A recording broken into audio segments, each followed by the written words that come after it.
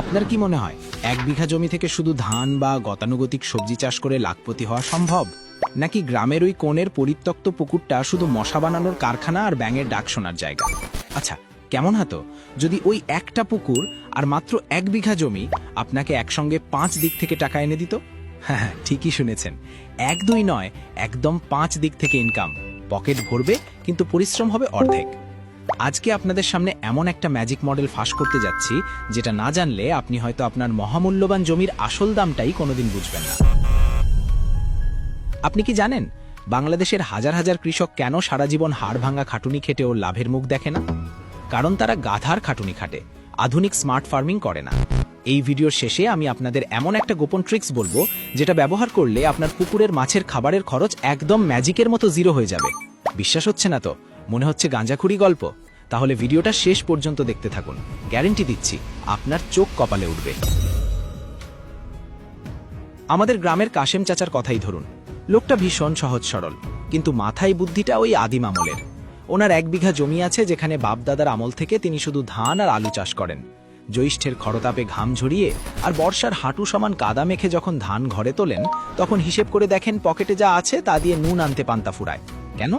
কারণ সারের দোকানে দিচ্ছে আধা টাকা, কামলার বিলে বেচে বাকি আধা, আর কীটনাশকের বিষ কিনতে গিয়ে তো লুঙ্গি পড়ার অবস্থাও নাই।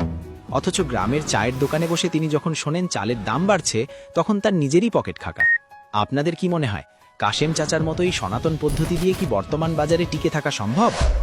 এদিকে একই গ্রামের চালাক ছোকরা পল্টু, যে কিনা কিছুদিন আগেও টাউনে গিয়ে অন্যের দোকানে কাজ করত, সে এখন এলাকায় বিশাল কারবারি। 1 বিঘা জমিতে সে এমন এক টাকার কারখানা খুলে বসেছে যে গ্রামের মানুষ ভাবছে পল্টু নির্ঘাত আলাদিনের চেরাগ পাইছে। কেউ বলে ও নাকি রাতে রাতে টাকা ছাপায়, আবার কেউ বলে ওর জমিতে নির্ঘাত গুপ্তধন আছে।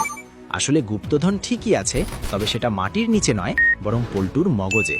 পল্টুর আসল গপ্পটা হলো ইন্টিগ্রেটেড ফার্মিং, বা এই 1 বিঘা জমিতে 5 ইনকাম মডেল। আপনি কি কখনো ভেবেছেন আপনার পায়ের নিচে পড়ে থাকা জমিটাও একটা হীরা জহরাত হতে পারে, যদি আপনি সঠিক উপায়ে সেটা খোদাই করতে পারেন? পল্টুর জমির মাঝখানে একটা পুকুর। লোকে ভাবতো পুকুর মানেই তো খালি মাছ, কিন্তু পল্টুর কাছে ওই পুকুর হলো একটা মাল্টিপ্লেক্স সিনেমা হলের মতো, যেখানে পানির নিচে 100 চলে, পানির উপরে আরেকশো, আর পাড়ে চলে বাকি সব। চলুন দেখি পল্টুর সেই মাস্টার প্ল্যানটা আসলে কি। আচ্ছা, আপনারা কি কখনো ভেবেছেন একই খরচে একই জায়গায় অনেকগুলো বিজনেস কি সত্যিই সম্ভব? আপনার মনে কি সংশয় জাগছে? তবে স্ক্রিন থেকে একদম চোখ সরাবেন না। প্রথম ইনকাম, জলের রাজা মাছ। পল্টু তার 1 বিঘা জমির ঠিক মাঝখানে 20 শতক জায়গা নিয়ে কেটেছে একটা আদর্শ পুকুর। এই পুকুরে সে করে মিশ্র মাছ চাষ: রুই, কাতলা, মৃগেল, সিলভার কার্প আর তেলাপিয়া। পুকুরের 3 তলায় 3 ধরনের মাছ থাকে: 1 তলায় মৃগেল, 2 তলায় রুই, আর 3 তলায় সিলভার কার্প। মানে এক পুকুর, কিন্তু ভাড়াটিয়া অনেক। পানির কোনো স্তরই সে খালি রাখে না। সারা বছর এখান থেকে সে অনায়াসে কয়েক লাখ টাকার মাছ বিক্রি করে। কিন্তু খেয়াল তো কেবল শুরু। মাছ কি একলাই টাকা দেবে? একদম না। দ্বিতীয় ইনকাম, পুকুরের ওপরে ভাসমান টাকার খনি হাঁস পালন। পুকুরের এক কোণে সে বাঁশ, জাল আর ড্রাম দিয়ে চমৎকার একটা ভাসমান হাঁসের রাজপ্রাসাদ বানিয়েছে। সেখানে কয়েকশো খাকি ক্যাম্পবেল হাঁস দিন রাত প্যাক প্যাক করে মাতিয়ে রাখে। হাঁসগুলো সারাদিন পুকুরে সাঁতার কাটে, যার ফলে পানিতে অক্সিজেন বাড়ে, আর মাছগুলো জিমের মতো এক্সারসাইজ করে দ্রুত বড় হয়। আর সবচেয়ে বড় বেনিফিট কি জানেন? হাঁসের বিষটা সরাসরি পুকুরে পড়ছে, যা মাছের জন্য দুনিয়ার সেরা প্রোটিনযুক্ত প্রাকৃতিক খাবার আর খাঁটি সার। মানে হাঁসের ডিম আর মাংস বেচে প্রতিদিন পকেটে ক্যাশ টাকা আসছে, আবার মাছের খাবারের জন্য বাজার থেকে বস্তা বস্তা ফিড কেনার টেনশনও কমে যাচ্ছে। একেই বলে একে রামে রক্ষে নেই সুগ্রীব দোসর। আপনার কি মনে হয় এভাবে খরচ বাঁচানো ছাড়া বর্তমানে চাষবাসে বড়লোক হওয়া সম্ভব? তৃতীয় ইনকাম, মাচার উপরে সবজির মেলা। পুকুরের পাড়ের জায়গাগুলো কি শুধু হাঁটা চলার জন্য? পল্টু পুকুরের পাড় ঘেঁষে এবং পানির কিছুটা উপরে বাঁশের মজবুত মাচা করে দিয়েছে। সেই মাচায় ঝুলছে হৃষ্টপুষ্ট লাউ, মিষ্টি কুমড়া, করলা আর ঝিঙে। পুকুরের পানি থেকে এই সবজিগুলো সারাক্ষণ আর্দ্রতা পায়, তাই আলাদা করে সেচ দেবার বালাই নেই। আর মাচার নিচে মাছগুলো কড়া রোদে একটু এসির মতো ছায়াও পায়। পল্টু হাসতে হাসতে বলে, ভাই, মাছের ওপরে ছাতা ধরছি, আর সেই ছাতা আমাকে সবজি দিচ্ছে। চিন্তা করে দেখুন, সপ্তাহে 2 বার টাটকা সবজি তুলে বাজারে পাঠালেই তো পকেটে করকরে নোটের বান্ডিল। যাই হোক, আমরা তো পল্টুর এই দুর্দান্ত মডেল নিয়ে কথা বলছি, কিন্তু আপনাদের মধ্যে অনেকেই হয়তো আছেন যারা ভাবছেন কৃষির পাশাপাশি অন্য কিছু করা যায় কিনা। তাদের জন্য একটা দারুণ খবর দিই। আমাদের চ্যানেলে ইতিপূর্বে একটি ভিডিও আপলোড করা হয়েছে যেখানে 10টি গ্রাম্য দুর্দান্ত বিজনেস আইডিয়া শেয়ার করা হয়েছে যা আপনি খুব অল্প পুঁজিতেই নিজের গ্রামে থেকে শুরু করতে পারেন। এই ভিডিওটি অনেক মানুষের জীবন বদলে দিয়েছে। বিশ্বাস না হয় আপনি শুধু ওই ভিডিওর কমেন্টগুলো চেক করলেই বুঝবেন কত মানুষ যে এখান থেকে আইডিয়া নিয়ে স্বাবলম্বী হয়েছে তার ইয়ত্তা নেই। ওই ভিডিওটির লিংক আমি আই বাটন আর ডেসক্রিপশন বক্সে দিয়ে রাখছি। এই ভিডিওটি শেষ করেই ওটা দেখে নিতে ভুলবেন না। কে জানে আপনার জীবনের মোড় ঘোরানোর চাবিকাঠি হয়তো ওখানেই লুকিয়ে আছে। এবার আসি পল্টুর চতুর্থ ইনকামে, সীমানা জুড়ে ফলের বাগান। জমির চারদিকের আইল বা সীমানা কি এমনি ঘাস গজানোর জন্য ফেলে রাখবেন? পল্টু সেখানে লাগিয়েছে 12 মাসি হাইব্রিড পেঁপে, থাই পেয়ারা আর বড় বড় কলার ছড়া। এই ফল গাছগুলো একদিকে জমির বেড়া বা ন্যাচারাল দেওয়ালের কাজ করে, বাইরের লোকের কুদৃষ্টি আর চোর ছেচড়ো আশা ঠেকায়, আর অন্যদিকে সারা বছর ডাল ভর্তি ফল দেয়। পেঁপে আর পেয়ারা তো জমিতে গেলেই যেন কারাকারি পড়ে যায়। গাছগুলো বড় হতে হতে আপনার জন্য নীরবে ব্যাংকের ডিপিএস এর মতো টাকা জমিয়ে যাচ্ছে। চিন্তা করুন তো, একবার গাছ লাগালেন আর বছরের পর বছর ধরে ব্যাংক ব্যালেন্স বাড়ছে। এর চেয়ে আরামের আর কি হতে পারে? পঞ্চম ইনকাম, জমির এক কোণে ছাগল পালন এবং কেঁচো সার বা ভার্মি কম্পোস্ট। পল্টু জমির এক কোণা একটু উঁচু করে ছোট্ট একটা ছাগলের শেড করেছে। সেখানে আছে কয়েকটা খাসি আর ব্ল্যাক বেঙ্গল ছাগল। ছাগলের খাওয়া নিয়ে ওর কোনো টেনশন নেই।